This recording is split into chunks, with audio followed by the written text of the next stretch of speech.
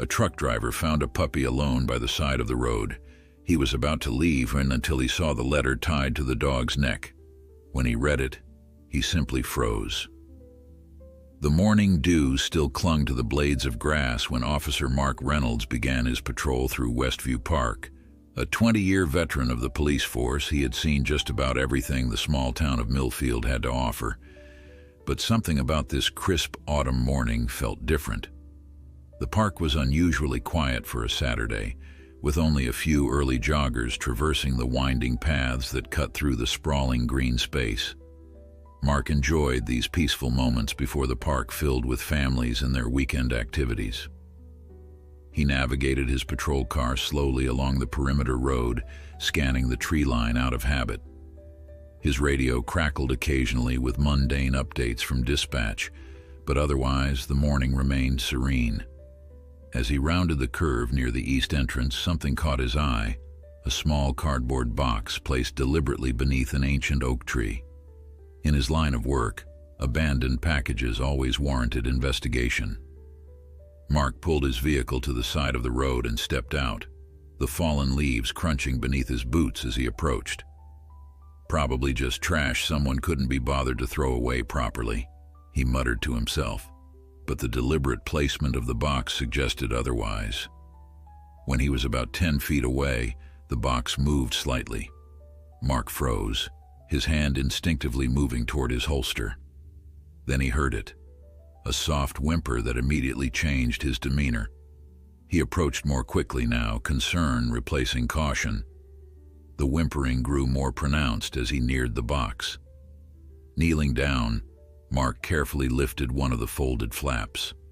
A pair of amber eyes stared back at him, filled with a mixture of fear and hope. A German Shepherd puppy, no more than 8 weeks old, trembled inside the makeshift shelter. "Hey there, little one," Mark said softly, his gruff exterior melting away instantly. The puppy cowered at the sound of his voice, pressing its tiny body against the far corner of the box. "It's okay. I'm not going to hurt you." As Mark opened the box fully, he noticed something tucked beside the puppy. An envelope, already showing signs of dampness from the morning dew. The puppy watched intently as he reached for it, those intelligent eyes following his every move. The envelope was sealed and had a single word written on the front: "Sorry." With careful fingers, Mark opened it and pulled out a handwritten letter. As his eyes scanned the page, his expression shifted from curiosity to concern, to profound sadness. "Dear whoever finds my puppy. His name is Max. He's 7 weeks old. I got him for my daughter's 10th birthday, but now we can't keep him. My husband lost his job last month, and we're being evicted from our apartment. We're moving into my sister's 1-bedroom place until we get back on our feet, but she's allergic to dogs. I've tried everyone I know, called every shelter in the county. They're all full or want hundreds of dollars I don't have. I spent our last $20 on puppy food. It's in the box, too. Max is a good boy. He's smart and already knows to go potty outside. My daughter cried all night knowing we had to leave him, but I promised her Max would find a good home. Please, if you're reading this, take care of him or find someone who can. He deserves so much better than what we could give him. Tell him Lily loves him and always will. I'm so sorry." Mark read the letter twice, the weight of the desperate parent's decision settling heavily on his shoulders. He looked at the puppy, at Max, who had cautiously inched forward, his tiny nose sniffing at Mark's outstretched hand. "So you're Max, huh?" Mark said quietly. The puppy's ears perked up at the sound of his name. "Looks like you've had a rough morning, buddy." Mark reached into the box and gently lifted the puppy out. Max squirmed momentarily before settling against the warmth of Mark's chest. A quick inspection revealed a healthy, well-cared-for puppy. Someone had loved this little guy. That much was clear. The small bag of premium puppy food tucked into the corner of the box confirmed it. "What am I going to do with you?" Mark whispered, more to himself than to the puppy now licking his chin. The local animal shelter was indeed full. He'd taken a lost pit bull there just last week and had seen the overcrowded kennels himself. Mark's radio crackled to life. "Reynolds, what's your 20? Got a noise complaint at the Riverview Apartments." With Max still cradled in one arm, Mark reached for his radio. "This is Reynolds. I'm at Westview Park, East Entrance. Found an abandoned puppy. Need to figure out what to do with it before I respond." There was a pause before dispatch replied. "Copy that. Animal control is tied up with that loose cattle situation on Highway 9. Could be hours before they're available." Mark sighed, looking down at Max, who had begun to doze against his uniform. "Copy. I'll handle it. Tell the Riverview residents I'll be there in 20. The decision was made almost without conscious thought. Mark gathered the box, the puppy food, and the letter, and placed them all carefully in his patrol car. Max, now awake again, sat in the passenger seat, his head tilted in curiosity at this new adventure. "Just temporary, buddy," Mark assured both the puppy and himself, "until we figure something out." As Mark drove toward the station, his mind wandered to his empty house. Since Clara had passed away 3 years ago from cancer, the place had felt too large, too quiet. He'd thrown himself into his work, taking extra shifts and volunteering for the assignments no one else wanted. His colleagues had watched with concern as he withdrew further into himself, the once jovial officer becoming increasingly isolated. Max let out a small bark, breaking Mark's reverie. The puppy had moved closer on the seat, his paws now resting on Mark's thigh as he strained to look out the window at the passing world. "You're a curious little guy, aren't you?" Mark said, allowing himself a small smile. Max responded with another bark, as if confirming the observation. At the station, Mark's appearance with a puppy caused quite a stir. Sergeant Wilson raised an eyebrow as Mark explained the situation, showing him the letter. "That's a tough break," Wilson said, his eyes softening as he read the desperate words. "What are you planning to do with him?" "I'll take him to my place after shift, just until animal control can find a space, or I locate a no-kill shelter that has room," Mark explained, trying to sound non-committal. Wilson looked skeptical. "Uh-huh. And it has nothing to do with the fact that the little guy hasn't left your side since you walked in here?" Mark glanced down to find Max sitting dutifully at his feet, looking up with those soulful amber eyes. "It's temporary," Mark insisted, though his tone lacked conviction. "Whatever you say, Reynolds," Wilson replied with a knowing smile. "Take Ramirez with you on the noise complaint. I'll watch your new partner until you get back." Throughout the day, Max became something of a station mascot. The dispatcher slipped him treats from her lunch. Officer Chen fashioned a makeshift bed from a folded blanket kept in the break room. Even the normally stoic Captain Harrison was seen kneeling to scratch behind the puppy's ears when he thought no one was looking. By the end of Mark's shift, Max had charmed the entire precinct. When it came time to leave, there was an unspoken understanding among the officers. The puppy would be going home with Reynolds. "Got everything you need?" Chen asked, handing Mark a shopping bag. "My sister breeds labs. She sent over some puppy supplies, just the basics to get you through the weekend." Mark accepted the bag, oddly touched by the gesture. "Thanks, Chen, I appreciate it." "The pet store on Maple is having an adoption event tomorrow," Ramirez offered. "Might be worth stopping by, seeing if anyone there can help find the little guy a home." "Yeah, I'll do that," Mark agreed, though something in his chest tightened at the thought of handing Max over to strangers. As Mark drove home with Max curled up in a blanket on the passenger seat, he tried to rationalize his growing attachment. It was natural to feel protective. He'd found the puppy abandoned after all. Anyone would feel responsible. This was just a temporary situation until a more suitable home could be found. Yet as he pulled into his driveway, the modest house that had felt so empty for so long suddenly seemed different, as if it had been waiting for this moment. Max awoke and peered out the window, his tail wagging tentatively. "This is just for now," Mark told the puppy as he gathered him up along with the supplies. "Don't get too comfortable." But as they crossed the threshold together, Mark couldn't help but feel that something fundamental had shifted in his world. The house that had been merely a place to sleep between shifts now held a spark of life again. Max, seemingly understanding the significance of the moment, licked Mark's hand gently.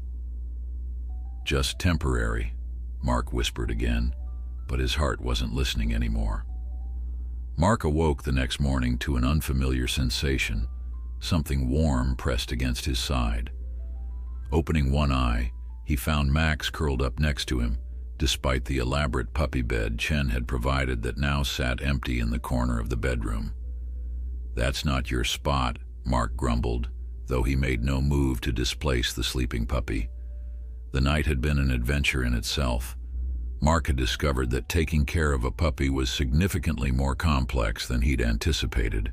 After 3 trips outside for bathroom breaks, 1 spilled water bowl, and a brief game of chase the puppy who stole my sock, Mark had fallen into bed exhausted around midnight. He couldn't remember the last time he'd been so tired or laughed so much. Max stirred beside him, amber eyes blinking open sleepily. The puppy stretched, his paws extending outward before he let out a massive yawn that seemed disproportionate to his small body. "Morning," Mark said, reaching out to scratch behind Max's ears. "Ready for breakfast?" At the word breakfast, Max's ears perked up, and he scrambled to his feet, suddenly very awake. Mark couldn't help but smile at the puppy's enthusiasm. He glanced at the clock, 6:30 a.m., a full hour later than his usual wake-up time. Somehow he'd slept better with the little furball beside him than he had in months. After a quick trip outside where Max dutifully took care of business, Mark prepared breakfast, kibble for the puppy and coffee for himself. As he watched Max attack his food with gusto, he contemplated the day ahead. He wasn't due at the station until Monday, which gave him time to figure out a more permanent solution for the puppy. "Pet store on Maple," he reminded himself, recalling Ramirez's suggestion about the adoption event. The thought of surrendering Max to someone else caused an unexpected pang in his chest, but Mark pushed it aside. He wasn't in a position to keep a dog, especially a German Shepherd that would grow to be large and energetic. His long hours and unpredictable schedule wouldn't be fair to an animal that needed consistency and attention. With this rationalization firmly in place, Mark finished his coffee and got dressed. Max followed him from room to room, as if afraid that his new human might disappear. The sight of those worried eyes trailing his every move made something twist painfully in Mark's heart.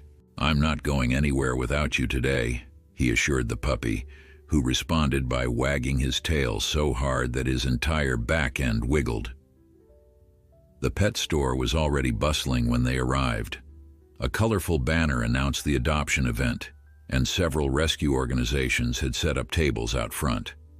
Volunteers in bright t-shirts manned kennels containing dogs of various sizes and breeds, all hoping for a second chance.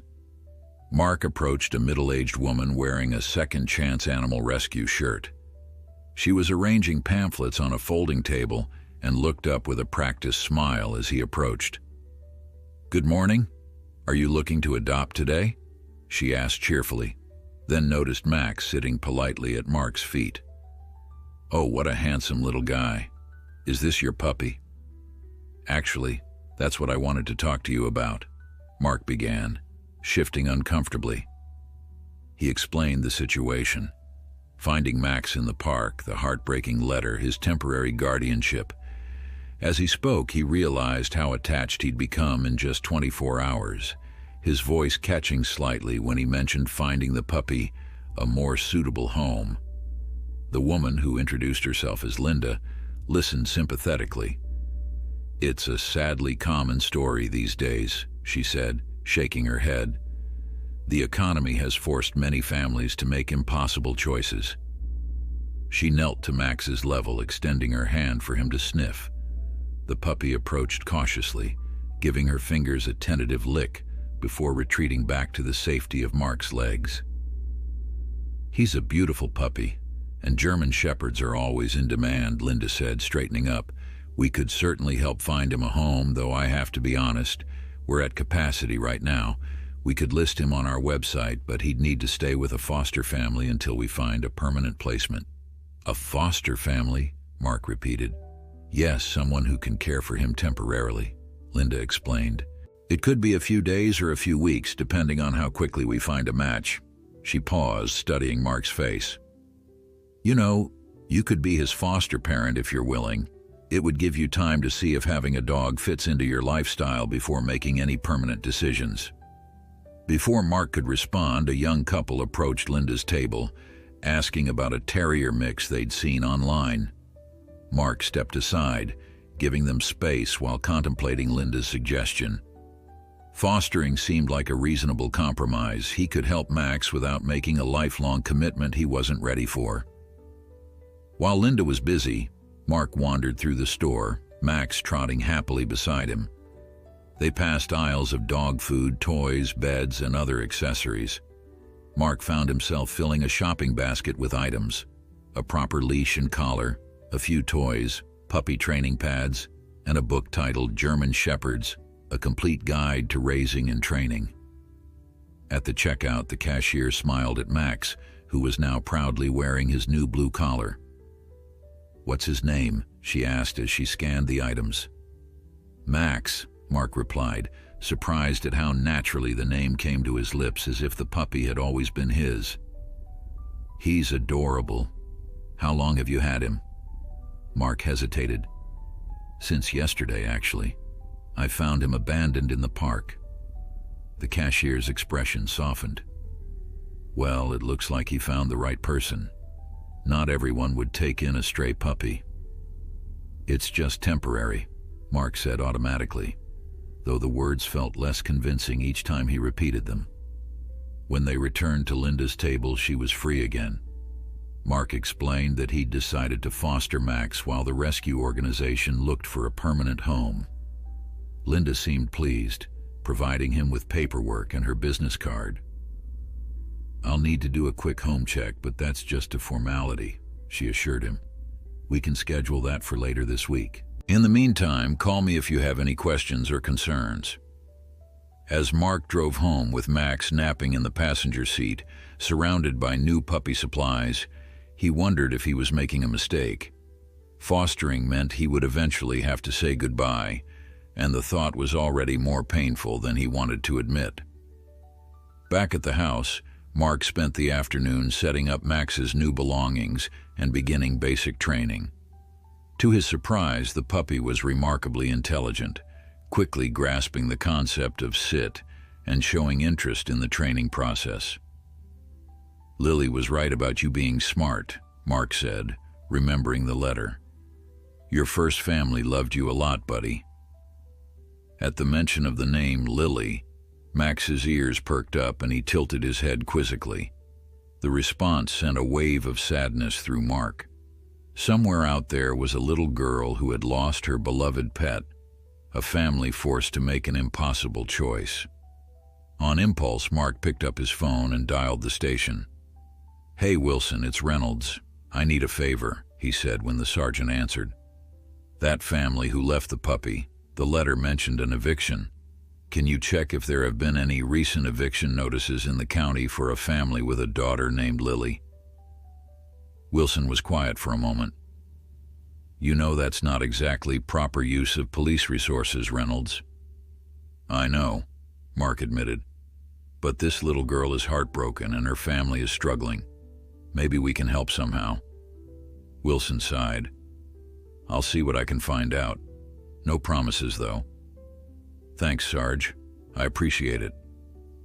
After hanging up, Mark looked down at Max, who was now chewing contentedly on a new rope toy. "Just trying to do right by everyone," he explained to the puppy, who responded with a tail wag that suggested complete trust in whatever Mark decided. As evening fell, they settled into a comfortable routine. Mark prepared his own dinner while Max ate his kibble, Then they moved to the living room where the puppy explored every corner, sniffing curiously at furniture that hadn't been disturbed in years. Later, sitting on the couch with Max drowsing on his lap, Mark realized his house no longer felt empty. For the first time since Clara died, the silence wasn't oppressive. It was peaceful, punctuated by the soft snores of the sleeping puppy. Just fostering, Mark reminded himself, stroking Max's soft fur. But as the puppy snuggled closer in his sleep, Mark wondered who exactly he was trying to convince. Monday morning arrived with an insistent wet nose nudging Mark's face. Max had apparently decided that 5:30 a.m. was the perfect time to start the day. Despite his initial grumbling, Mark found himself appreciating the new routine. The house that had once felt like a mausoleum to his grief now contained energy and purpose. "All right, I'm up," he conceded, pushing himself out of bed while Max danced excitedly at his feet, anticipating their morning walk. After a quick breakfast for both of them, Mark hesitated at the front door, looking down at the puppy who sat expectantly at his feet. "I have to go to work, buddy," he explained, feeling oddly guilty. "You'll have to stay here." Mark had spent Sunday afternoon puppy-proofing a section of the kitchen, creating a safe space with Max's bed, toys, water, and puppy pads. He'd even borrowed a baby gate from his neighbor, Mrs. Rodriguez, who had been delighted to meet the new addition and offered her services as a dog sitter. "Anytime, Officer Reynolds." Still, leaving Max alone for the first time felt like abandoning him all over again. The puppy seemed to sense the impending separation, his amber eyes following Mark's movements with increasing anxiety. "I'll be back before you know it," Mark promised, kneeling to scratch behind Max's ears. "Be a good boy." The mournful whine that followed him out the door nearly broke his resolve. Mark stood on the porch for a full minute, listening to Max's distressed barks before forcing himself to walk to his car. It was just a puppy, he reminded himself. Not a child. Max would be fine for a few hours. At the station, Mark found himself clock-watching in a way he never had before. Between reports and calls, he checked his phone constantly, half expecting to receive complaints from neighbors about barking. "How's the Foster situation going?" Ramirez asked during their lunch break, a knowing smirk playing at his lips. "Fine," Mark replied, trying to sound casual. "He's settling in." "Uh-huh."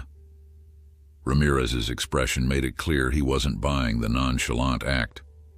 "That why you've checked your watch 15 times in the last hour?" Before Mark could defend himself, Sergeant Wilson approached their table, a folder in his hand. "Reynolds, got a minute?" Mark followed Wilson to his office, curious about the sergeant's unusually serious demeanor. "I did some digging about that eviction case," Wilson said once they were alone. He opened the folder and pushed it across the desk. "Thomas and Rebecca Mitchell, evicted from Sunnyview Apartments 3 days ago. They have a 9-year-old daughter named Lily." Mark's heart raced as he scanned the report. "You found them?" Wilson nodded.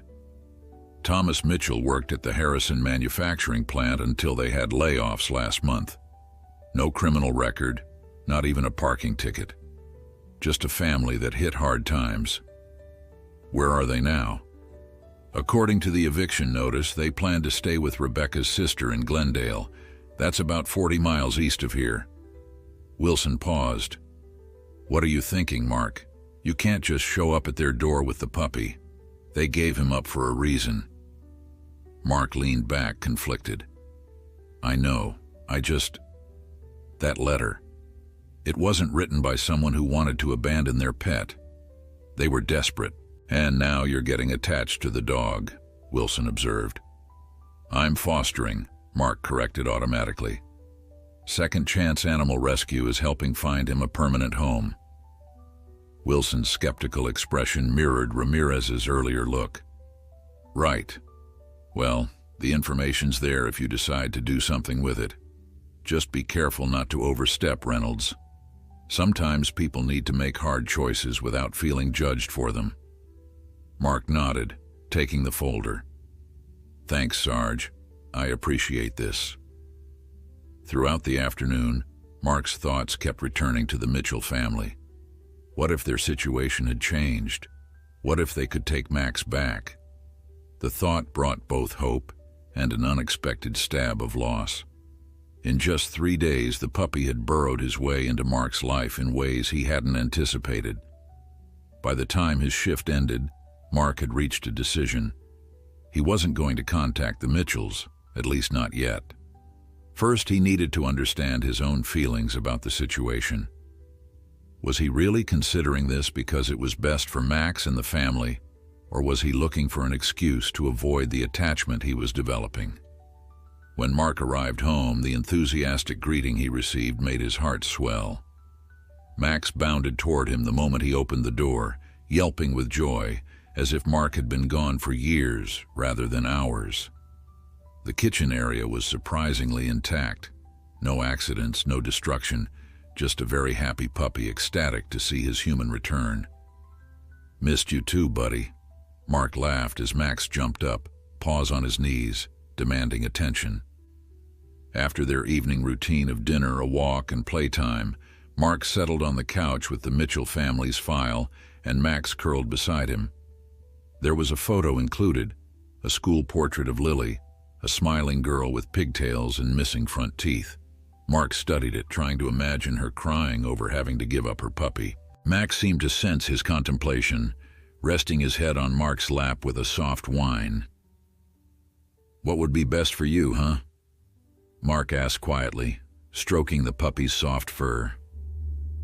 "Going back to Lily? Or staying with me?" The question hung in the air, unanswered. Mark knew that logically, a stable family with a child would probably be better for Max than a single police officer with unpredictable hours. But the thought of giving him up made his chest ache in a way that surprised him. The next morning, Mark called the station and, for the first time in his career, requested a personal day. There was something he needed to do. After dropping Max off with an enthusiastic Mrs. Rodriguez, who had already prepared homemade dog treats for her little visitor, Mark headed east toward Glendale. He wasn't entirely sure what he hoped to accomplish with this trip. Maybe he just needed to see the family, to understand the situation better before making any decisions about Max's future. The address Wilson had found led Mark to a modest apartment complex on the outskirts of Glendale. He sat in his unmarked car for several minutes, gathering his thoughts. He hadn't come in uniform, wanting to avoid intimidating the family. Instead, he wore jeans and a casual button-down shirt, trying to look as non-threatening as possible. Finally, he approached the ground-floor apartment and knocked. After a moment, the door opened to reveal a tired-looking woman in her mid-30s, her brown hair pulled back in a messy ponytail. "Rebecca Mitchell?" Mark asked. The woman's expression immediately turned wary. "Yes? Can I help you?" "My name is Mark Reynolds. I'm a police officer from Millfield." He showed her his badge briefly, then pocketed it. "I'm not here on official business. It's about Max." Rebecca's face paled, her hand going to her throat. "Max, is he okay?"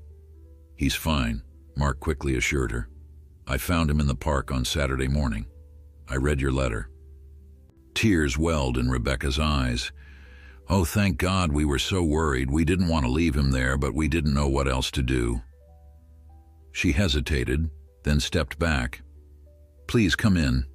Thomas is at a job interview, but Lily is here." The apartment was small and sparsely furnished, with moving boxes still stacked in corners. From another room, Mark heard the sound of a cartoon playing on television. "Lily," Rebecca called, her voice strained with emotion. "Can you come here, sweetie? There's someone I'd like you to meet." A moment later, the little girl from the school photo appeared. She looked smaller in person, her eyes holding a sadness that no child should have to carry. "This is Mr. Reynolds," Rebecca explained gently. "He found Max." Lily's eyes widened, immediately filling with tears and hope. "You found my puppy? Is he okay? Did he get the food we left? Is he sad?" The questions tumbled out in a rush that made Mark's throat tighten. He knelt down to her level the way he did when talking to children during community outreach programs. "Max is doing very well," he assured her.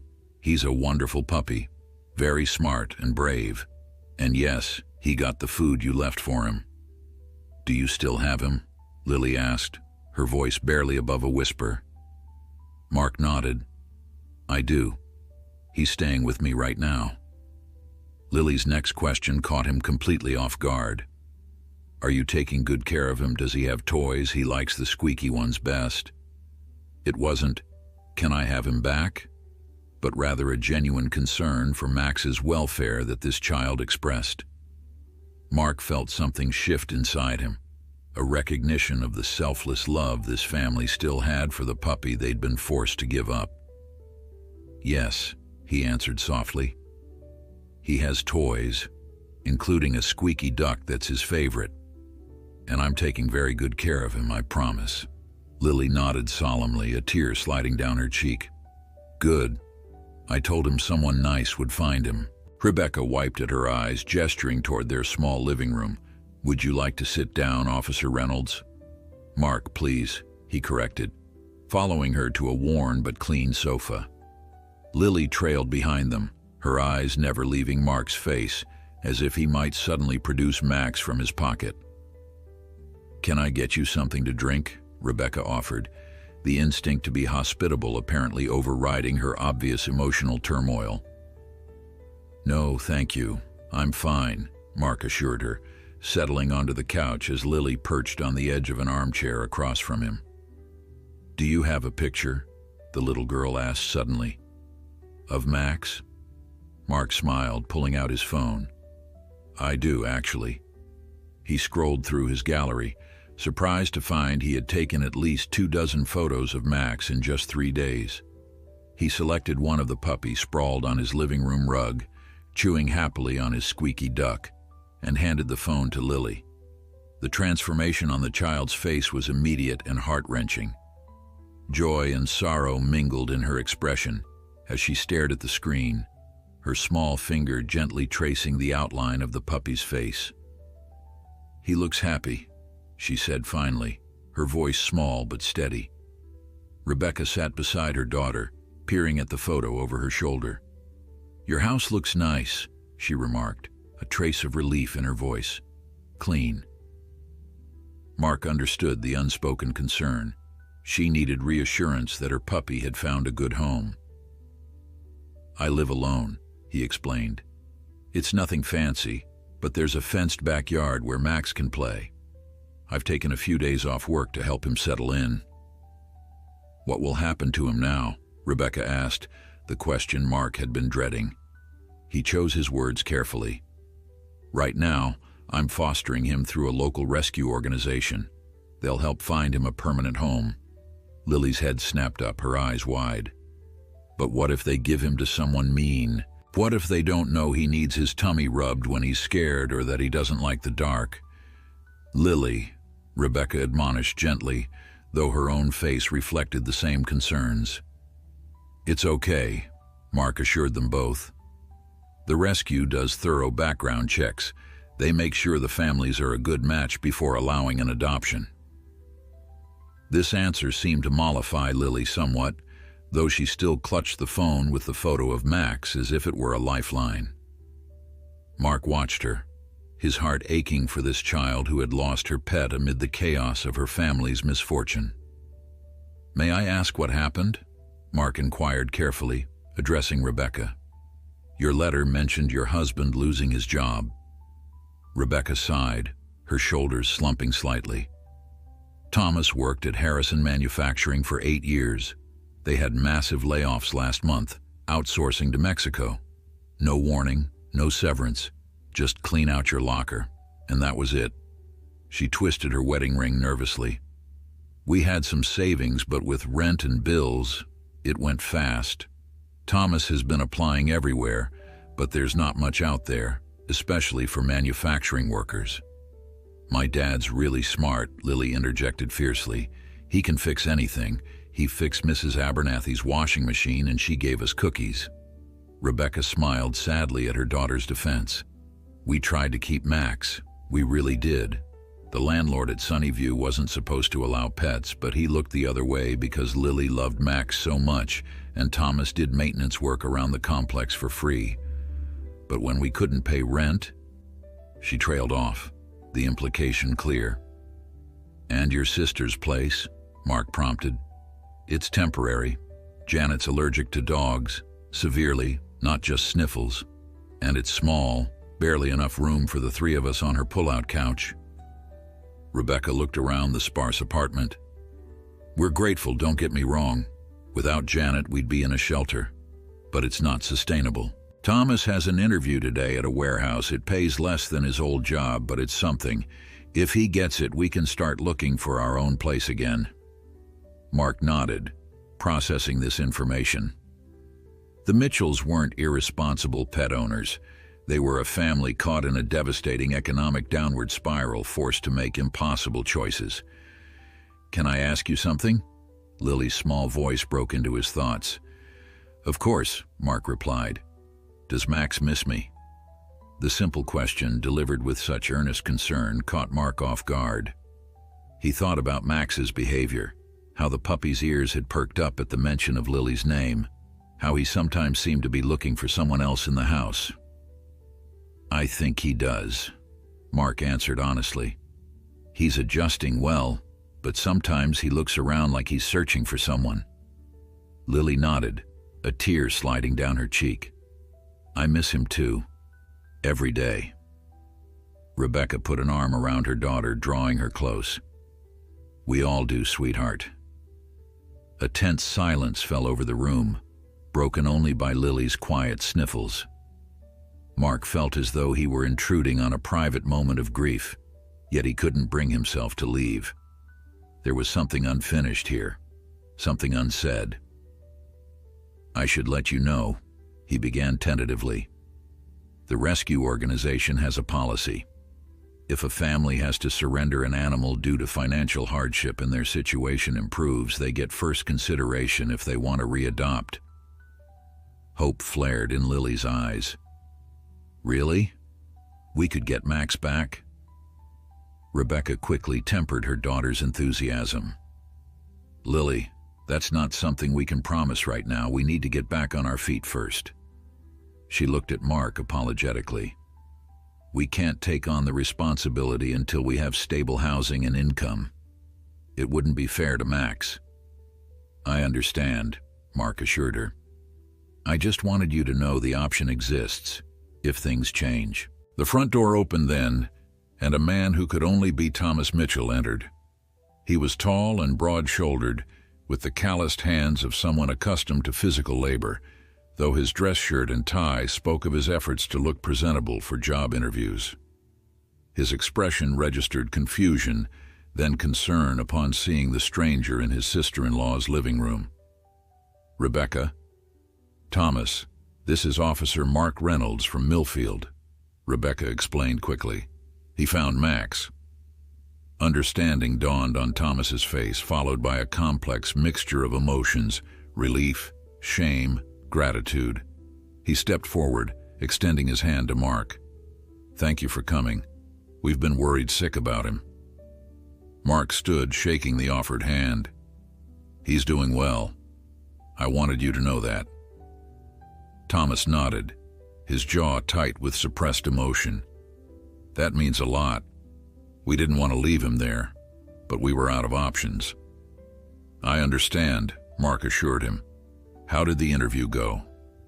A small smile broke through Thomas's serious expression. Good, I think. They said they'll call by the end of the week. He glanced at his family, a flash of determination crossing his features. Things will turn around. They have to. Mark stayed a while longer, sharing more photos of Max and learning about the puppy's preferences and habits from an enthusiastic Lily. By the time he prepared to leave, he felt he understood the Mitchells in a way that transcended the simple facts of their situation. They were good people enduring bad circumstances, and their love for Max was genuine and deep. At the door, Thomas pulled him aside. "Officer Reynolds, I want you to know, leaving Max in that park was the hardest thing I've ever done. Harder than losing my job, harder than being evicted. Watching my little girl cry herself to sleep that night." He paused, emotion threatening to overwhelm him. "I've never felt like more of a failure as a father." Mark placed a hand on the man's shoulder. "You're not a failure, Mr. Mitchell. You made an impossible choice to keep your family safe, and Max is safe too." Thomas nodded gratefully. "Thank you for that, and thank you for coming today. It means more than you know." As Mark drove back to Millfield, his mind raced with conflicting thoughts. The visit had only complicated his feelings about Max's situation. He'd gone hoping for clarity, perhaps even expecting to find a family he could easily judge as undeserving of having the puppy returned to them. Instead, he'd found decent people who loved Max dearly and had been forced by circumstance to give him up. And now, he had a decision to make. One that would affect not only his life and Max's, but the Mitchells as well. Mrs. Rodriguez was sitting on her front porch when Mark returned home, her knitting needles clicking rhythmically as she worked on what appeared to be a small sweater. At the sound of his car, she looked up and waved, her face breaking into a warm smile. "Officer Reynolds, your little one has been such a delight," she called as he approached. "We've had the most wonderful day together." As if on cue, Max came bounding out the front door, making a beeline for Mark with unbridled enthusiasm. The puppy circled his legs, whining happily before sitting at his feet, tail sweeping the ground in wide arcs. "He wasn't any trouble?" Mark asked, bending to scratch Max behind the ears, his heart lightening at the simple joy of the greeting. Mrs. Rodriguez laughed, setting her knitting aside. "Not a bit. He's so well behaved for a puppy. Someone must have worked with him before." The comment hit Mark with unexpected force. Yes, someone had. The Mitchells. Despite their circumstances, they had clearly put time and effort into raising a well-mannered dog. It was yet another testament to the family's character. "Thank you for watching him," Mark said sincerely. "I really appreciate it." "Anytime, dear." "I mean that."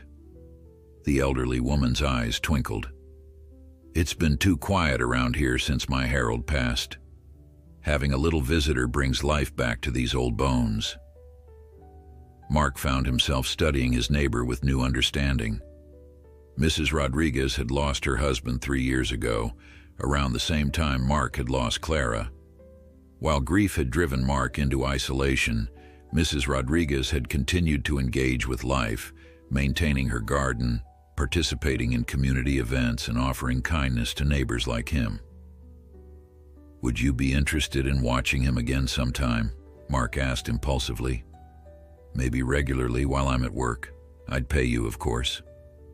Mrs. Rodriguez waved away the suggestion of payment. "I'd be happy to help, but I won't take your money. The company is payment enough." She paused, fixing him with a perceptive look. "So, you're keeping him then?" The question caught Mark off guard. "I'm fostering," he replied automatically, though the word felt increasingly hollow. Mrs. Rodriguez hummed, not pressing further but clearly unconvinced. "Well, Max is welcome any time. We understand each other, don't we, Pequeño?" She addressed the last part to the puppy, who responded with an enthusiastic tail wag. Back in his own house, Mark sat at the kitchen table. Max curled at his feet and called Linda from Second Chance Animal Rescue. He needed advice from someone who understood the complexities of such situations. "You met the original family?" Linda asked, surprise evident in her voice after he explained his day. "That's unusual." "I know," Mark admitted. "I'm a police officer. Investigation is part of the job. I couldn't shake the feeling that there was more to the story." "And what did you find?" Mark sighed, watching Max, who had fallen asleep, his small chest rising and falling peacefully. Good people in a bad situation, they love him. The little girl, Lily, she's heartbroken without him. Linda was quiet for a moment. This happens more often than people realize, she finally said. The economy hits hard and pets are often the collateral damage. We see surrenders due to housing issues, job loss, medical bills. It's never easy. The father has a promising job lead, Mark continued. If it works out, they might be able to get back on their feet, find a place that allows pets. And you're wondering if you should just hold on to Max until then, rather than finding him another home? Something like that, Mark confirmed, relieved that Linda understood without him having to articulate the complex emotions swirling within him. Mark, Linda said gently, I'm going to be straight with you. Even if the father gets this job, it could be months before they're stable enough to take on a pet again. Are you prepared to foster Max that long, knowing you'll eventually have to give him up? The question landed like a stone in Mark's chest. Was he? The thought of months with Max, watching him grow, training him, bonding with him, only to say goodbye, was almost unimaginable. I don't know, he admitted honestly. There's another consideration, Linda added carefully. Max is at a critical age for bonding and development. Constant changes in his environment and caretakers could lead to behavioral issues down the line. The best thing for him would be stability, either with you as his permanent home or with another family who can make that commitment now. Mark ran a hand through his hair, frustration mounting. So what's the right answer here? Let another family adopt him now, potentially cutting off the Mitchells' chance to get him back, or keep him in limbo, which might not be good for his development. There isn't a perfect answer, Linda said sympathetically. Every situation is unique, but I will say this. In my experience, the best outcomes happen when decisions are made based on what's truly best for the animal, not just what humans want or feel is fair. After ending the call, Mark found himself more conflicted than ever. He paced the house, Max following at his heels, trying to sort through his thoughts and feelings. What was truly best for Max? And could he separate that question from his own growing attachment to the puppy? The home check from Second Chance was scheduled for tomorrow afternoon. After that, Max would officially enter their system as available for adoption. The thought sent a spike of anxiety through Mark. In the kitchen, he found himself staring at the refrigerator where he'd placed a magnet with the rescue's contact information. Beside it was a photo of Clara, the last one taken before her diagnosis, showing her laughing on a hiking trail, her face full of life and joy. He had kept the house as a shrine to her memory, unchanged and static, as if preserving the physical space could somehow keep her presence alive. But now, puppy toys were scattered across the living room floor. A dog bed occupied the corner of the kitchen. Water and food bowls sat beside the back door.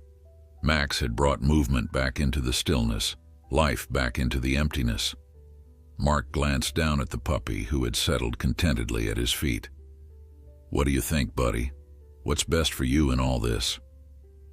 Max looked up, tilting his head as if actually considering the question, then rose and trotted to the back door, clearly indicating his desire to go outside.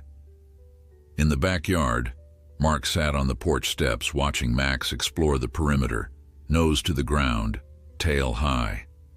The simple joy the puppy took in these everyday discoveries was infectious. Mark found himself smiling, then laughing outright when Max pounced on a dandelion puff, sending the seeds scattering into the evening air. As the sun began to set, casting long shadows across the yard, Mark was struck by a moment of clarity. For 3 years he had been existing, not living, going through the motions of life without actually engaging with it. Max had changed that in just 4 days. That night, after their evening routine, Max once again abandoned his dog bed to hop onto Mark's bed, circling 3 times before settling against his side with a contented sigh. Mark didn't have the heart to move him. "Just temporary," he whispered in the darkness, but his heart wasn't in the reminder anymore. The next morning, Mark awoke to his phone ringing. It was Wilson. "Reynolds," Mark answered groggily, careful not to disturb Max, who was still sleeping soundly beside him. "Mark, I just got a call from Thomas Mitchell," Wilson said without preamble. "He was trying to reach you." Mark sat up, instantly alert. "Is everything okay?" "Better than okay, I think. He got the job at the warehouse, starts next week. He wanted to thank you for visiting yesterday and to let you know they're already looking for an apartment that allows pets." Wilson paused. "He seems to think there's a possibility they might get their dog back." Mark felt a complex wave of emotions.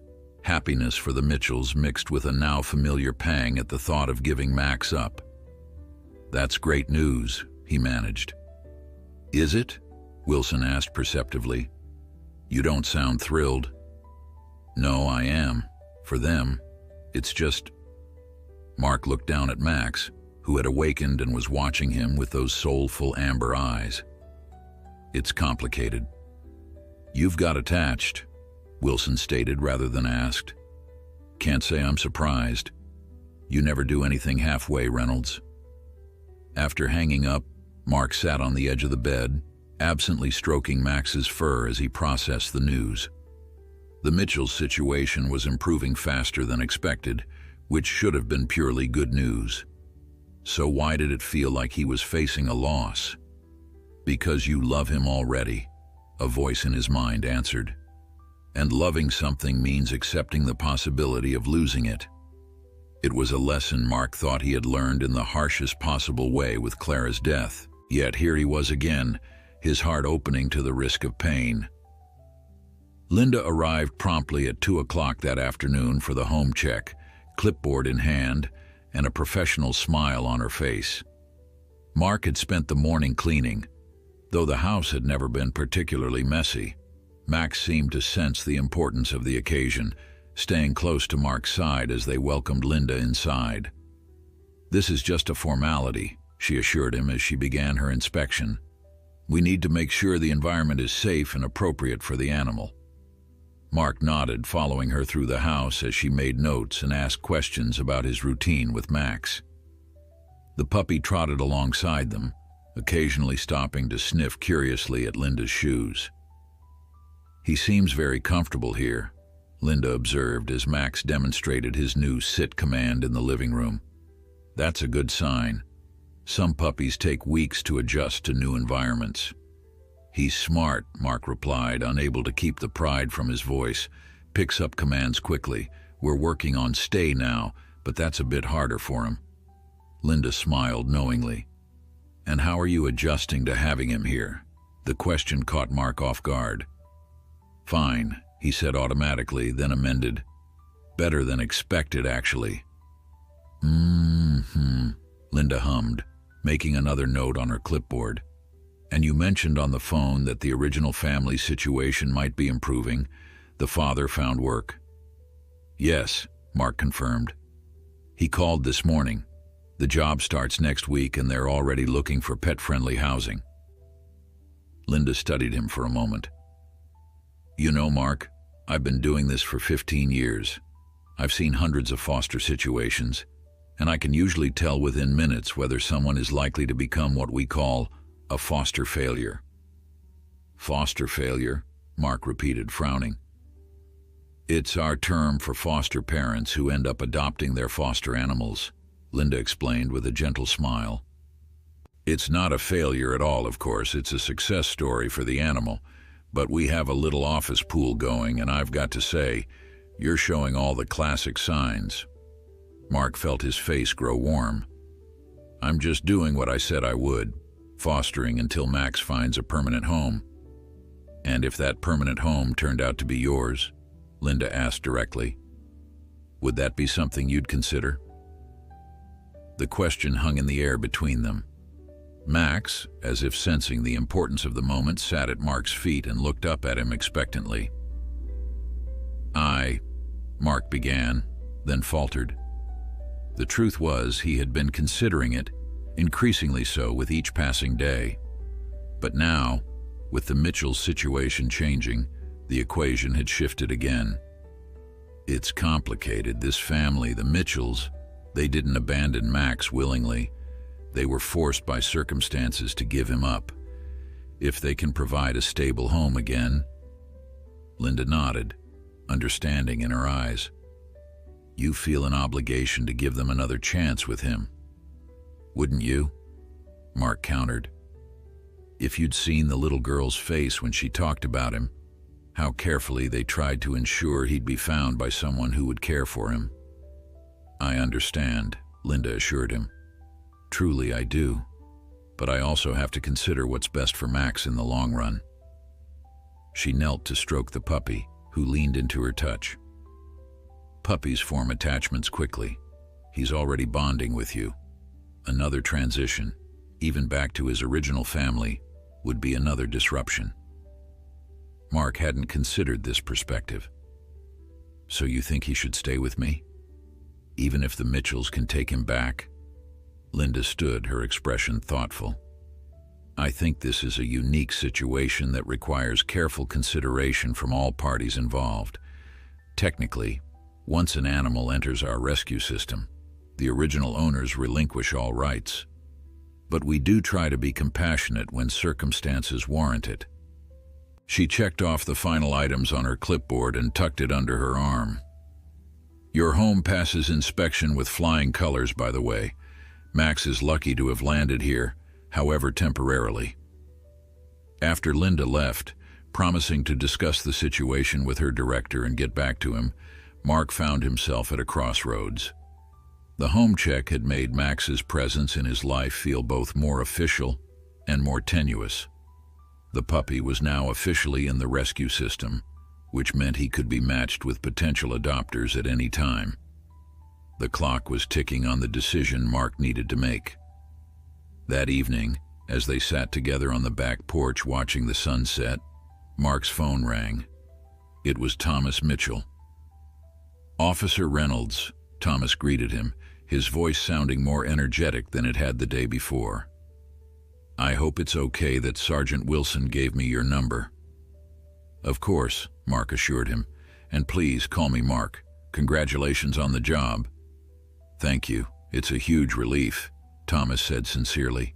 I start Monday, and it includes benefits after 90 days. The pay isn't what I was making before, but it's enough to get us back on our feet. That's great news, Mark replied, meaning it despite the complicated emotions it stirred. We've already started apartment hunting, Thomas continued. There are a few places in our price range that allow pets. Lily's been making lists of what Max will need when he comes home. He paused. I know it's a lot to ask, but we were wondering if there's any chance, if you'd consider keeping Max until you're settled. Mark finished for him, his heart racing. Yes, Thomas exhaled, relief evident in his voice. We know it's an imposition, and if it's not possible, we understand. The rescue organization can find him another home, but Lily is so hopeful. And if there's any chance, Mark watched Max, who had discovered a beetle in the grass and was watching it with fascinated intensity. How long do you think it might be before you're settled, I mean? We're hoping to find a place within the next few weeks. With my first paycheck as a deposit, we could potentially move in by the end of the month. So maybe 3 to 4 weeks total? Thomas sounded apologetic. I know that's asking a lot. It wasn't a lot in the grand scheme of things. A month of fostering was nothing unusual in rescue terms. Yet the thought of growing even more attached to Max, only to give him up in a month, made Mark's chest tighten. Can I think about it? Mark asked finally. I need to talk to the rescue organization. Once an animal enters their system, there are protocols they follow. Of course, Thomas agreed quickly. We appreciate anything you can do. And Mark, thank you again for everything. Not just finding Max, but for coming to see us, for understanding. It means more than you know. After hanging up, Mark sat in silence, watching Max explore the yard in the fading light. The decision looming before him felt impossibly complex. On one hand, the Mitchells loved Max and had only given him up due to circumstances beyond their control. They deserved the chance to get him back, to make their family whole again. Mark had seen firsthand how deeply they cared for the puppy. On the other hand, Max had become a part of Mark's life in a way he hadn't anticipated. The thought of giving him up, even to his original family, created a hollow feeling in his chest. And there was Linda's point to consider. Was another transition really in Max's best interest? As if sensing his turmoil, Max abandoned his exploration and returned to Mark's side, resting his head on Mark's knee with a soft whine. "What do you think, buddy?" Mark asked softly, scratching behind the puppy's ears. "You miss Lily, don't you? But you seem pretty happy here, too." Max responded by licking Mark's hand, his amber eyes somehow managing to convey both contentment and concern. Later that night, as Max slept curled against him, Mark found himself staring at the ceiling, still wrestling with the decision. He thought about Clara, about how she would have fallen instantly in love with Max. She had always wanted a dog, but their busy schedules had made it impractical. "When we slow down," they had always said, never imagining that time would run out before they got the chance. And he thought about Lily Mitchell, a child who had already lost so much: her home, her sense of security, and the puppy she loved. Could he really be the one to tell her that she couldn't have Max back, even after her family had worked so hard to rebuild their lives? Sleep eluded him as these thoughts circled endlessly in his mind. By morning, he was no closer to a clear answer, but one thing had become painfully obvious. Whatever he decided, someone's heart was going to break.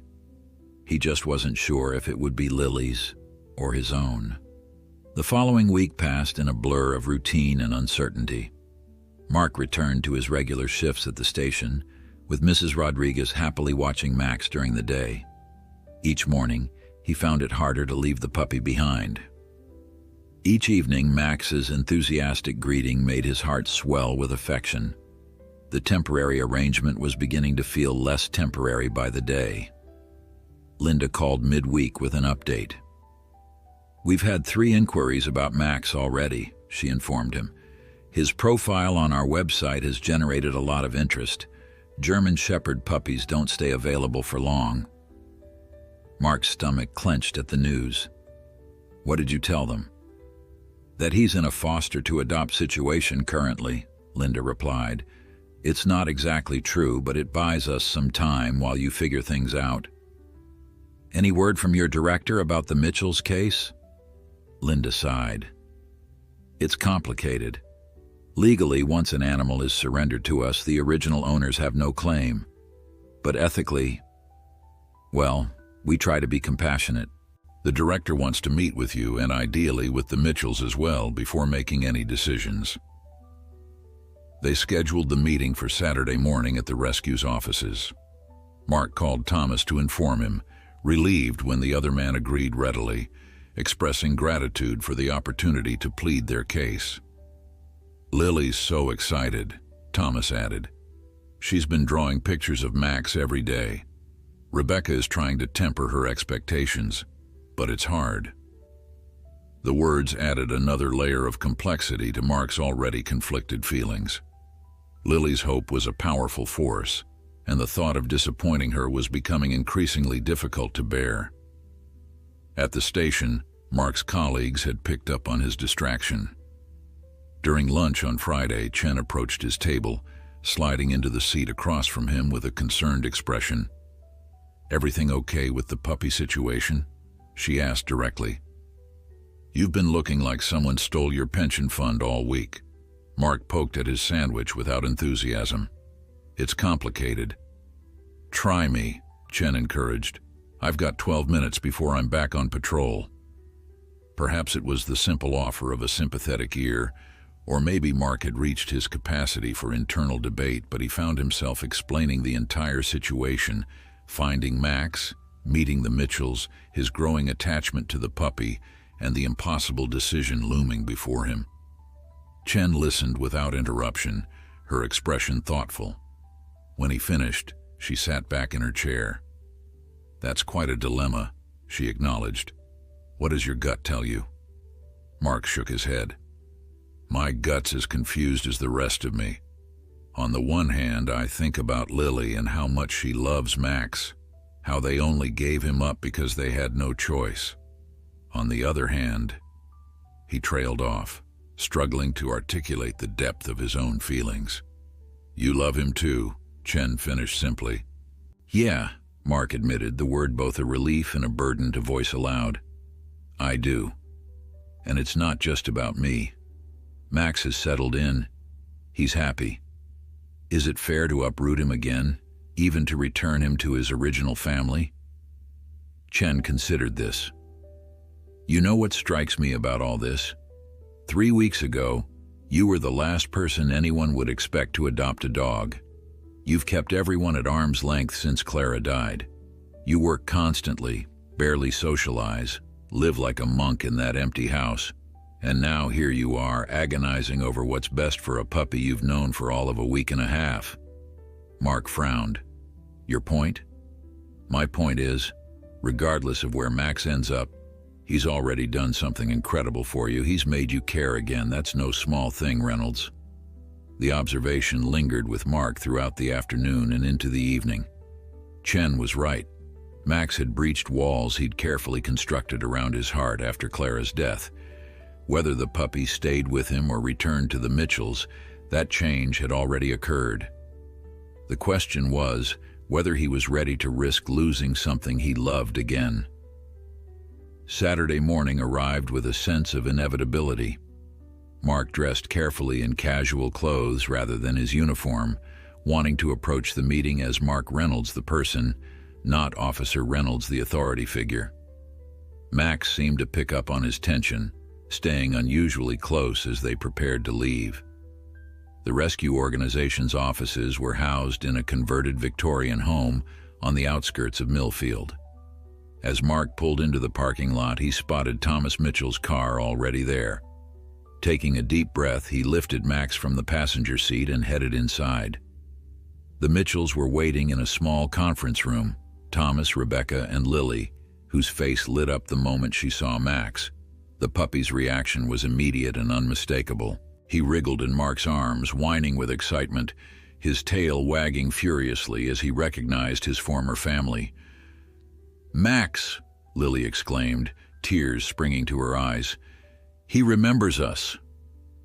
Mark set the puppy down, and Max bounded straight to Lily, covering her face with enthusiastic licks as she knelt to embrace him.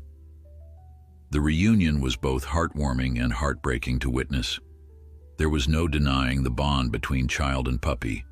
It was written in every joyful wiggle of Max's body, every tearful giggle from Lily. Thomas and Rebecca watched with misty eyes, exchanging a look that contained both hope and caution.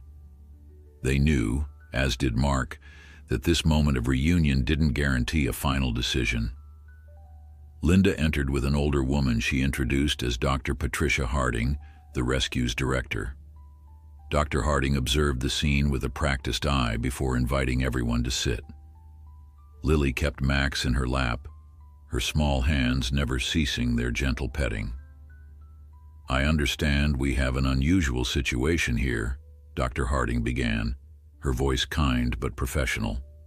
"Linda has briefed me on the circumstances, but I'd like to hear from each of you directly.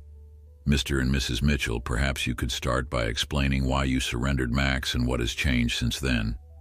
Thomas and Rebecca took turns outlining their story: the job loss, the eviction, their desperate search for alternatives before making the painful decision to leave Max in the park. Thomas spoke of his new job, their active search for pet-friendly housing, and their commitment to providing a stable home for Max if given a second chance. Dr. Harding nodded, then turned to Mark. "And Officer Reynolds, you found Max and have been fostering him. Linda tells me you've done an excellent job with him. What are your thoughts on this situation?" Mark felt all eyes on him, including Max's. The puppy had settled contentedly in Lily's lap, but was watching Mark attentively, as if he understood the gravity of the discussion. "I found Max a week and a half ago," Mark began carefully. "Initially, I was just going to take him to a shelter, but they were full. I agreed to foster him temporarily, but..." He paused, gathering his courage. "I've grown attached to him. He's become important to me in ways I didn't expect." Dr. Harding's eyes were kind but penetrating. "And do you wish to adopt him permanently?" The directness of the question momentarily robbed Mark of speech. He looked at Max, then at Lily, whose hopeful expression was almost unbearable. Mark faltered, then straightened his shoulders. "What I want isn't the only consideration here. The Mitchells loved Max first. They only gave him up because they had no other choice. If they're in a position to provide him a good home again, I think they should have that opportunity." The words cost him dearly, but as he spoke them, Mark felt a curious sense of rightness beneath the pain. This was about more than his own desires. It was about what was truly best for Max and for a family trying to rebuild their lives. Dr. Harding studied him for a long moment before turning to Linda. "What's your assessment of Max's well-being in both potential homes?" Linda glanced between Mark and the Mitchells. Both would provide loving environments. Officer Reynolds has a stable home, a secure job, and has shown remarkable aptitude for dog ownership despite being a first-time owner. The Mitchells obviously love Max deeply and have experience with him, but their situation is still in flux. Dr. Harding nodded thoughtfully. "This is indeed a complex case. I believe we need to consider what arrangement would truly be in Max's best interest, while also respecting the difficult choices that brought us all here today." The room fell silent as everyone awaited her decision, the only sound Max's contented sighs as he nestled closer to Lily, unaware that his fate hung in the balance. Dr. Harding leaned back in her chair, her fingers steepled beneath her chin as she considered the situation before her. The tension in the room was palpable, each adult trying to appear calm for Lily's sake, while anxiety churned beneath the surface. "In my 30 years working in animal rescue," Dr. Harding began, "I've seen countless surrenders and adoptions. Each one represents a story, sometimes sad, sometimes hopeful, always complex. But this situation is particularly unique." She turned to Thomas and Rebecca. "The Mitchells surrendered Max out of necessity, not neglect or disinterest. They took measures to ensure he would be found and cared for, demonstrating responsibility even in their difficult circumstances." Thomas nodded gratefully, while Rebecca reached for her husband's hand, squeezing it tightly. "And Officer Reynolds," Dr. Harding continued, shifting her gaze to Mark. "Instead of simply passing Max along to the system, you opened your home and your heart to him. You've formed a genuine bond, and more than that, you cared enough to seek out his original family, to understand the full story." Mark swallowed hard, struggling to maintain his composure. "The easiest solution would be to follow our standard protocol," Dr. Harding explained. "Once surrendered, an animal legally becomes the property of the rescue, and we determine placement based on our assessment of suitable homes. By that standard, either of you would make excellent adopters for Max." She paused, looking at Max, who had fallen asleep in Lily's lap, his small chest rising and falling peacefully. "But sometimes the standard protocol doesn't adequately address the human complexities involved. This is one of those times." Dr. Harding straightened in her chair, her decision seemingly made. "I believe we need a solution that honors the bonds Max has formed with both families, while also considering the practical realities of your situations." Everyone in the room held their breath, waiting. "I propose a conditional reunification," she stated firmly. "The Mitchells would be granted the opportunity to readopt Max, but with several stipulations. First, You must secure pet-friendly housing within the next month.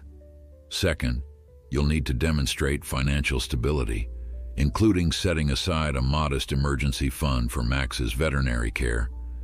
And third, you'll allow periodic check-ins from our organization for the first 6 months to ensure Max is thriving.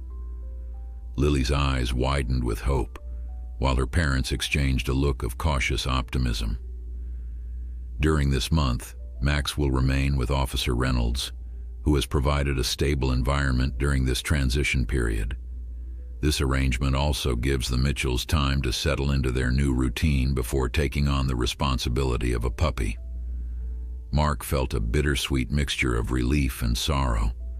A month more with Max, precious time, but with a definite end date. The pain of eventual separation would be intense, but he couldn't deny the rightness of Dr. Harding's decision. "There's one more thing," Dr. Harding added, her expression softening. "I'd like to suggest that this not be a complete goodbye for either party. Officer Reynolds has clearly formed a meaningful bond with Max, and abruptly severing that connection wouldn't be in Max's best interest." She looked between Mark and the Mitchells. "Perhaps you could consider an arrangement where Officer Reynolds might remain in Max's life, occasional visits, pet sitting when the family travels, that sort of thing. It would provide continuity for Max and acknowledge the important role each of you has played in his life." Rebecca was the first to respond. "We would welcome that," she said sincerely, looking at Mark with genuine appreciation. "You saved Max when we couldn't keep him safe. You'll always have a place in his life if you want it." The lump in Mark's throat made speech difficult, but he managed a nod of gratitude. "Then we have an agreement?" Dr. Harding asked, looking around the table. "Yes," Thomas confirmed, his voice steady despite the emotion in his eyes. "We accept all the conditions." "Officer Reynolds?" Dr. Harding prompted gently. Mark took a deep breath. "Yes," he agreed. "It's the right decision for Max." Lily, who had been quietly absorbing the adult conversation, looked up with tears shimmering in her eyes.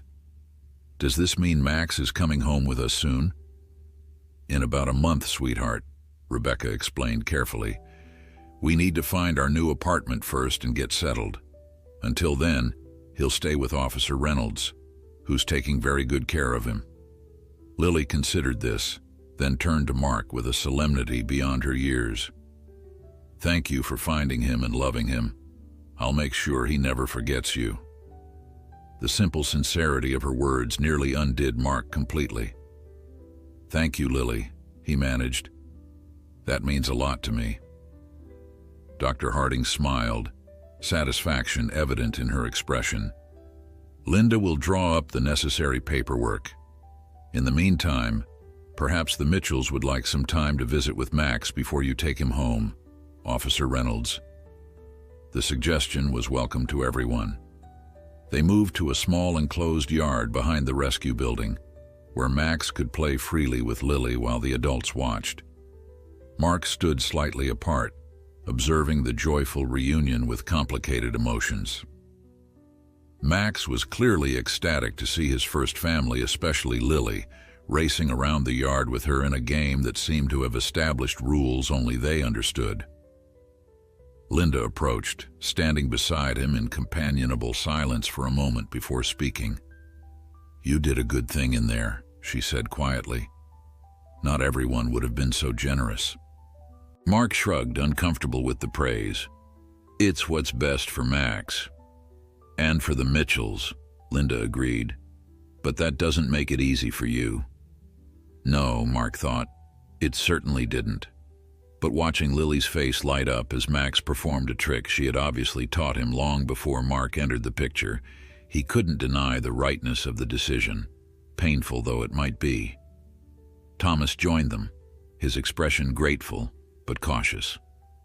"We won't let you down," he promised. "And we meant what Rebecca said. You'll always be welcome in Max's life. In fact..." He hesitated, then continued. "I know it's a lot to ask, but would you consider helping us look at apartments? You'd have a better eye for what would work well for Max. The request surprised Mark, but he found himself nodding. I'd be happy to. The rest of the morning passed in a flurry of paperwork and planning. By the time Mark and Max headed home, a tentative schedule had been established. The Mitchells would continue their apartment search, with Mark joining them to view promising options the following weekend. They would visit Max at the rescue center twice a week, allowing the bonds to strengthen while maintaining the stability of Max's current routine with Mark. The drive home was quiet, Max sleeping peacefully in the passenger seat, exhausted from the excitement of the morning. Mark drove on autopilot, his mind processing the events of the day. He had essentially agreed to give up Max, a reality that sent waves of pain through his chest. Yet beneath the pain was a thread of something else, a sense of purpose, of being part of something larger than his own wants and needs. "You're going home, buddy," he murmured to the sleeping puppy. "Your real home." But as the words left his lips, Mark realized something important. In the short time since finding Max in that cardboard box, his own empty house had begun to feel like a home again, too. The puppy had brought life back into spaces that had been mere memorials to what Mark had lost. That gift would remain, even after Max returned to the Mitchells. As they pulled into the driveway, Mrs. Rodriguez waved from her garden. Mark waved back, realizing he would need to tell her about the decision. She would be disappointed. She had grown fond of Max during their daily visits, but she would understand. Mrs. Rodriguez knew better than most that love sometimes meant letting go. That evening, as Max curled against him on the couch while they watched an old Western, Mark allowed himself to simply be present in the moment, savoring the warmth and companionship without dwelling on the inevitable separation to come. They had a month together, a month to create memories, to solidify training, to prepare Max for his return to Lily and his family. A month to say goodbye. The following weeks unfolded in a pattern that felt both precious and painful to Mark. Each day with Max was a gift to be treasured, yet each passing hour brought them closer to their inevitable parting. He found himself mentally cataloging moments. The way Max tilted his head when confused, how he pounced on his squeaky duck first thing each morning, the soft weight of him curled against Mark's side at night. These memories would have to sustain him once Max was gone. True to their agreement, Mark accompanied the Mitchells on their apartment hunt the following weekend. They met at a modest complex on the east side of Millfield, not far from the warehouse where Thomas would be working. The property manager, a brisk woman named Diane, showed them a ground-floor two-bedroom unit with a small fenced patio. "Pet deposit is $300 plus $25 monthly pet rent," Diane explained as they toured the space. "We allow dogs up to 75 pounds, which should be plenty for—" "Max," Lily supplied eagerly. "My German Shepherd." Diane smiled at the child's enthusiasm. "For Max, yes. There's a dog park within walking distance, and several families here have pets, so he'll have plenty of friends." Mark walked the perimeter of the apartment, assessing it with a critical eye. The layout was functional, with no dangerous spots for a curious puppy. The patio, while small, would give Max outdoor access, and the nearby park would be perfect for exercise. Most importantly, it was within the Mitchells' budget and available for immediate occupancy. "What do you think?" Thomas asked quietly, joining Mark by the sliding glass door that led to the patio. "It's good," Mark replied honestly. "Safe, decent space, reasonable pet policies. The location is convenient for your work, and Lily's school isn't far." Thomas nodded, relief evident in his expression. "We've looked at 5 places already. 3 didn't allow pets, 1 wanted a ridiculous deposit, and the other was—" He trailed off, shaking his head. "Let's just say it wasn't somewhere I'd want to raise my daughter." Mark understood the pressure Thomas was under. The clock was ticking on their agreement with the rescue, and finding suitable housing was the first major hurdle they needed to clear. I think this could work well for all of you, Mark encouraged, including Max. Then we'll take it, Thomas decided, his voice strengthening with resolve. Rebecca, who had been examining the kitchen cabinets with Lily, joined them with a questioning look. Mark thinks it's a good fit, Thomas explained. I agree. What do you think, Beck? Rebecca glanced around once more, then nodded. It's not as big as our old place, but it's clean, safe, and they accept pets. I think we should apply. Diane was visibly pleased when they asked for an application. I can expedite the process since you're already pre-approved through the Housing Assistance Program, she assured them. With first month's rent and the deposits, you could move in as early as next week. As they left the apartment complex, Lily skipped ahead, chattering excitedly about which bedroom would be hers and where Max's bed would go. Her parents followed, their expressions reflecting cautious optimism. The first step toward rebuilding their life was taking shape. Mark watched them, a complex mixture of emotions swirling within him. He was genuinely happy for the Mitchells. They deserved this fresh start. Yet the reality of Max's impending departure sat like a stone in his chest. Officer Reynolds. Lily had doubled back and now stood before him, her expression serious. Can I ask you something? Of course, Mark replied, kneeling to her level. And you can call me Mark, remember? Lily nodded solemnly. Mark, when Max comes to live with us, will you still come visit him? He'd be really sad if he never saw you again. The simple question, delivered with such earnest concern, caught Mark off guard. I'd like that very much, he managed, his throat tight. If it's okay with your parents. They already said yes. I asked them before. Lily's face brightened. And maybe sometimes Max could have sleepovers at your house, like when we visit Grandma in Ohio at Christmas. Mark couldn't help but smile at her practical solution. That sounds like a great idea. The arrangements were finalized over the next few days. The Mitchells were approved for the apartment and signed a 1-year lease with move-in scheduled for the following Thursday. Thomas's first paycheck would cover the initial costs, supplemented by a small loan from his sister-in-law that they insisted on documenting formally, pride and responsibility evident in their determination to stand on their own feet again. Meanwhile, Mark continued his daily routine with Max, now colored by the knowledge that each first might also be a last. The first rainstorm they experienced together was also likely the last they would share. The first time Max successfully completed a full circuit of sit, stay, and come was a triumph tinged with melancholy. Linda visited midweek for a progress check, watching Mark put Max through his training exercises in the backyard.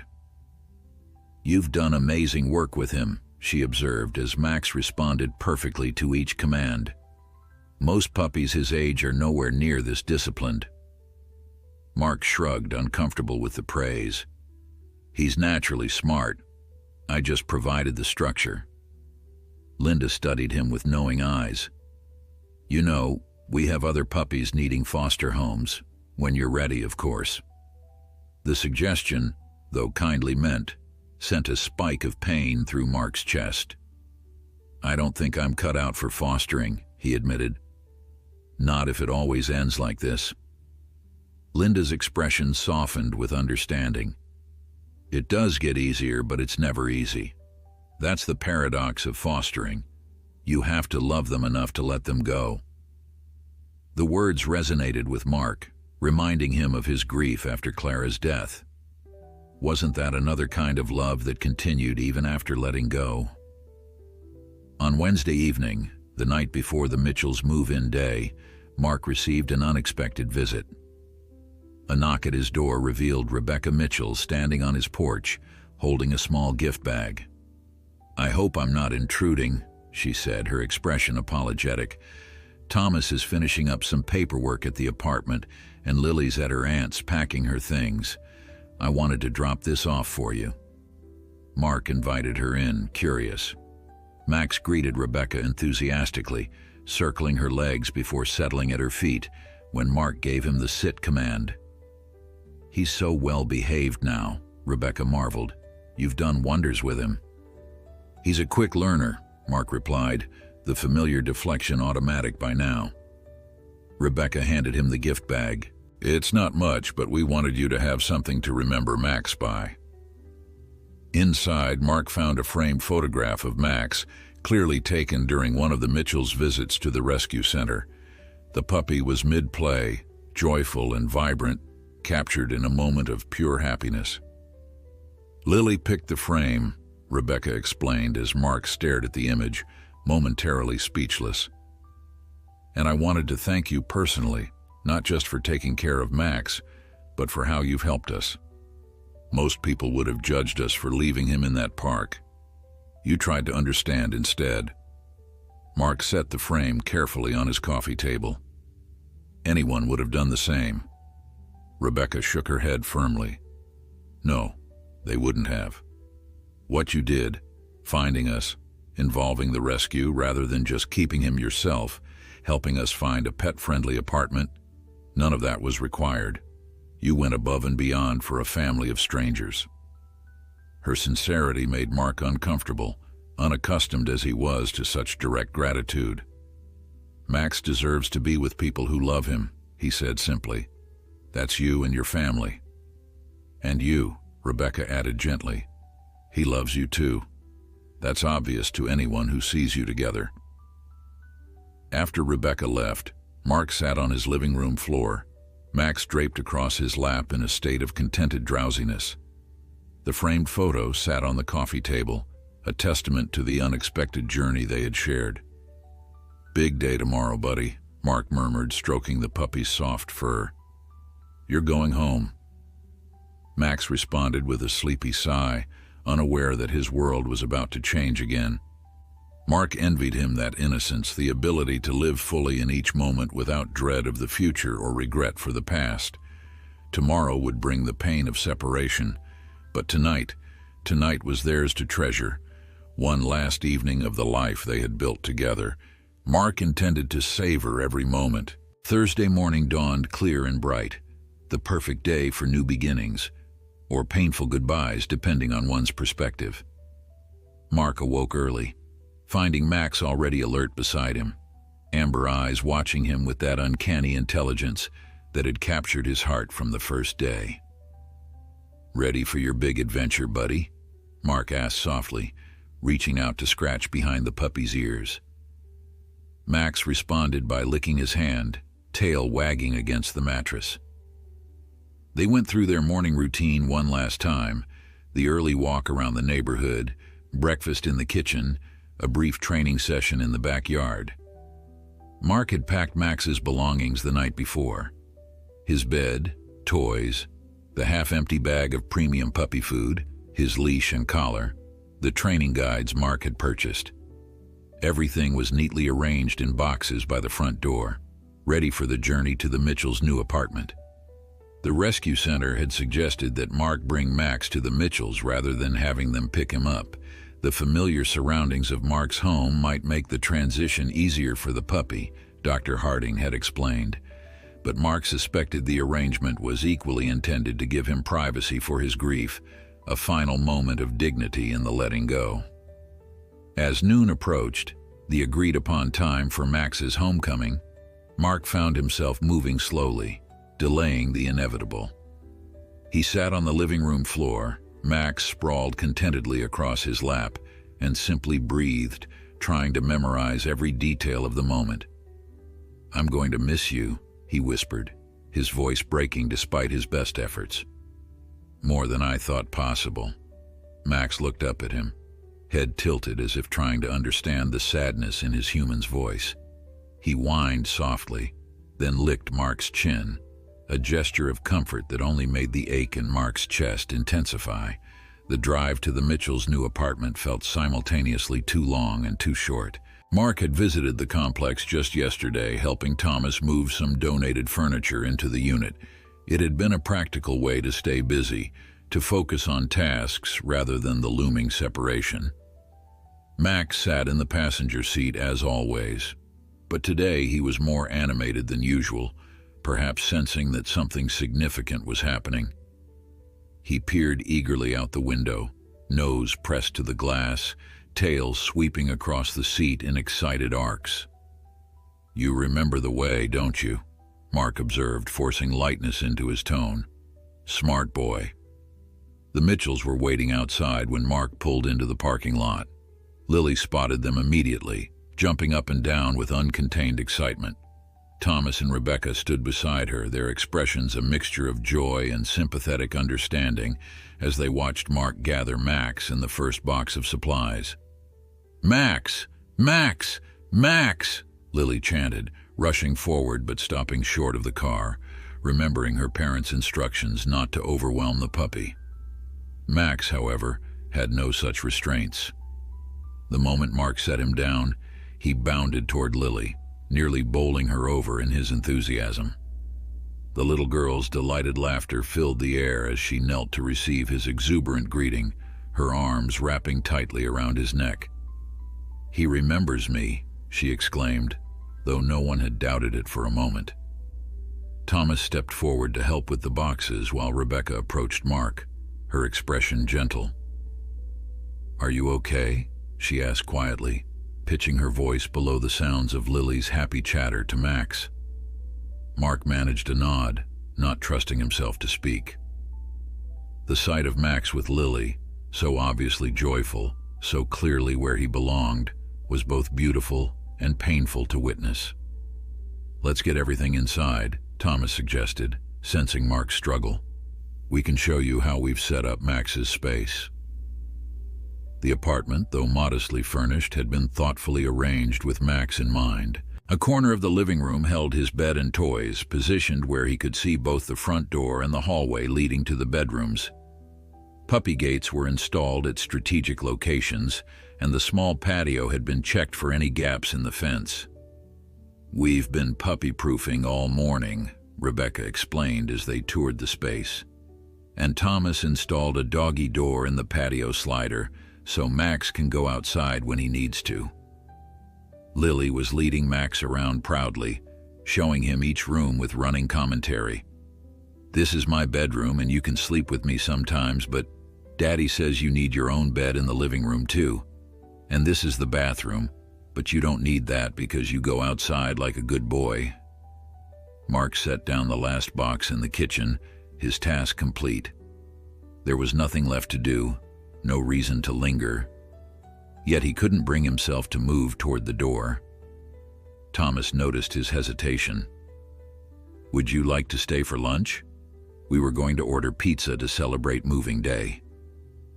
The invitation was clearly sincere, but Mark shook his head.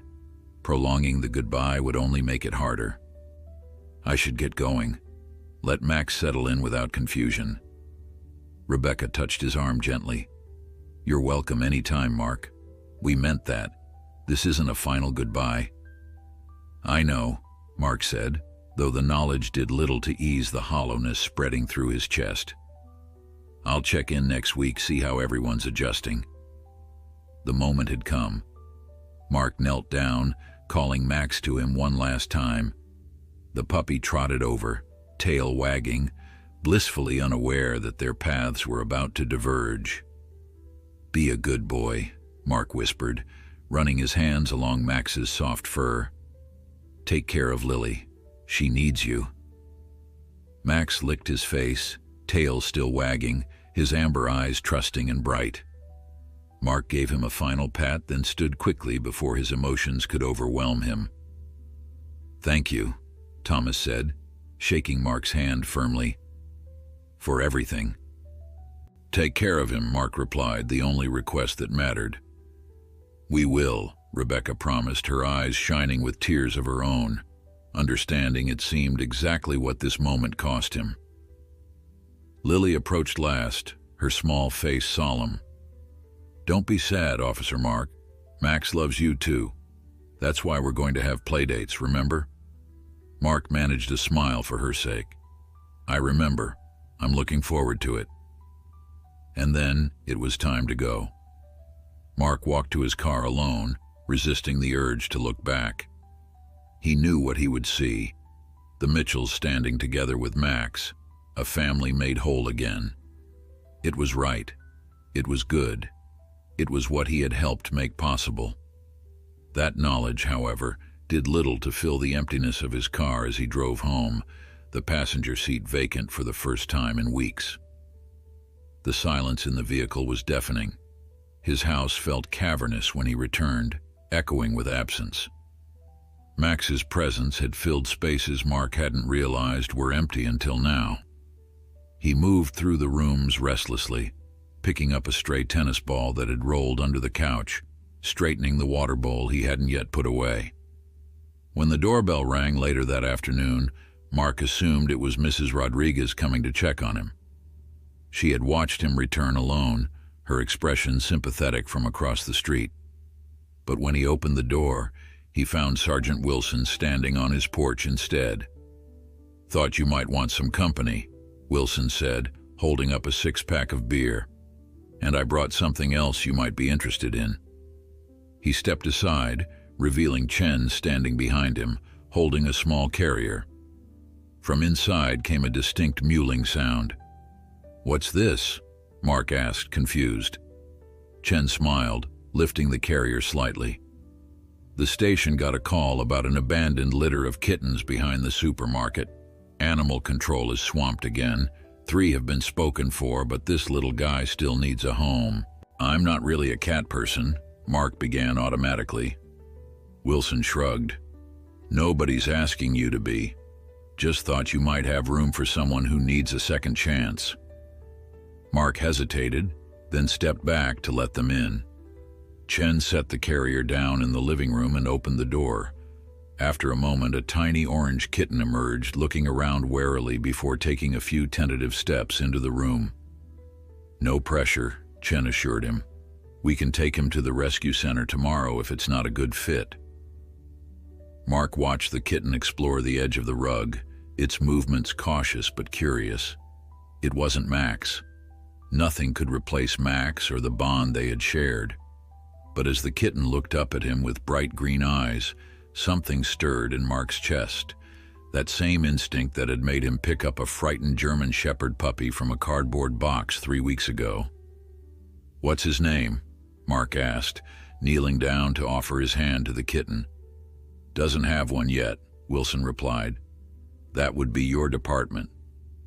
The kitten sniffed Mark's fingers, then butted its small head against his hand, a rusty purr emanating from its tiny body. "Second chances, huh?" Mark said softly, more to himself than to his colleagues. Outside, the afternoon sun cast long shadows across his front yard, the same sunlight that would be warming Max in his new home with Lily. Life continued, moving forward with or without his permission. The pain was still there, a dull ache that would take time to fade, but alongside it now was something else, a small spark of possibility, of new beginnings. The kitten climbed into his lap, settled itself with the confidence of one who had found its rightful place, and continued purring. Mark looked up at Wilson and Chen, a ghost of a smile touching his lips for the first time that day. "I might have some room after all,"